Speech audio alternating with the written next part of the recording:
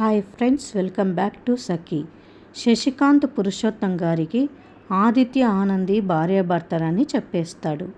ఇంకా ఆనంది ఆదిత్యతో శశికాంత్ ఇలా చెప్తూ ఉంటాడు.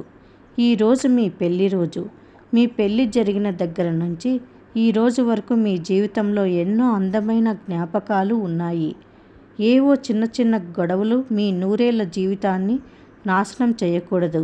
అందుకే ఈరోజు మిమ్మల్ని కలపాలనుకుంటున్నాను అని శశికాంత్ చెప్తూ ఆదిత్య ఆనంది దగ్గరికి వచ్చి ఇద్దరి చేతుల్ని తీసుకొని ఒకరి చేతిలో ఒకరి చెయ్యి పెట్టి, ఈ రోజు నుంచి మీ మధ్య అభిప్రాయ భేదాలు ఏమీ లేవు.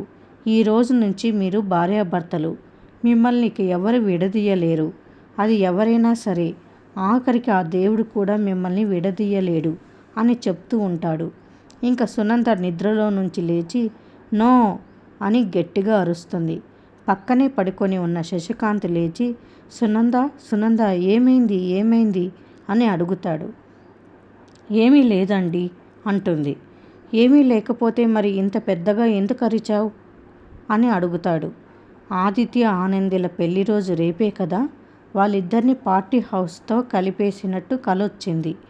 ఈ విషయం ఈయనకి చెప్తే ఒకవేళ ఈయన మనసులో ఇలాంటి కోరికే ఉంటే నిజం చేసేస్తారు. లేదంటే నేను అనవసరంగా లేనిపోని కోరికలు కలిగించిన దాన్ని అవుతాను. తనకి ఈ విషయం చెప్పకూడదు అని అనుకుంటుంది మనసులో. సునంద, ఏం ఆలోచిస్తున్నావు సునంద అని అడుగుతాడు. ఏమీ లేదండి. ఇప్పుడు టైం ఎంతైంది అని అడుగుతుంది. తెల్లవారుజామున 4 గంటలు అవుతోంది అని చెప్తాడు శశికాంత్.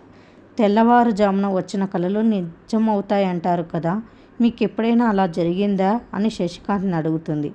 కొన్ని సందర్భాల్లో జరిగింది.